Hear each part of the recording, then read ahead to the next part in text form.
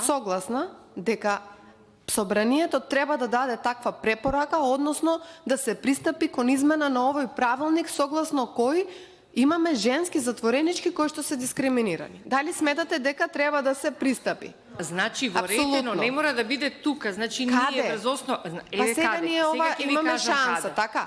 Народниот правобранител дали има, јас се извинувам, меѓутоа навистина сметам дека прво ова е тука на лице место се случува уште една неправда. И затоа ќе ми дадете за право да се обидам да го остварам ова мое право како пратеник. Зошто? Заради тоа што народниот правобранител, ако немал добиено представка во конкретниот случај, веќе цела година и пол наназад, факт е дека ова се случува.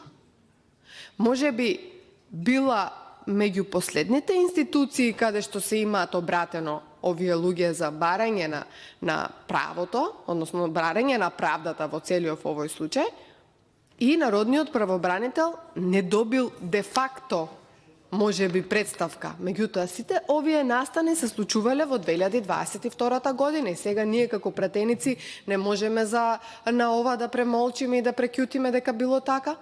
Може би де факто не е во рамките на... Меѓутоа, јас лично со претходниот министер за правда, Никола Топанчевски, во 3-4 наврати, заедно со други пратенички, кои што се присутни тука, сме разговарале за промена на овој правилник, па дури и дел од пратеничките од вашиот состав биле присутни таму, кога зборуваме за дека оваа неправда мора да се исправи. И сега, и сето тоа, за сите сме согласни за сето тоа. И сега, дали е ова во надлежност на правата на народниот правобранител? Да е.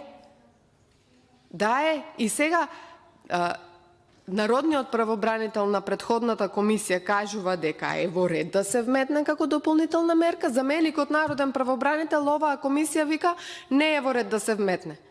Што ќе се деси ако после 6 месеци, кога ќе добиеме извештајот, еве, сега се залага владата, имплементира дел од мерките кои што тука ние ги предлагаме како составен дел од препораките на народниот правобранител, ни дава извештај за своето работење и се остваруваат поголем дел од заложбите на сите нас како пратеници, а ова право се уште не е остварено. Дали тогаш ќе имаме лично ние вина или ќе има заменикот народен правобранител вина дека не дозволил да се вметне во овој извештај?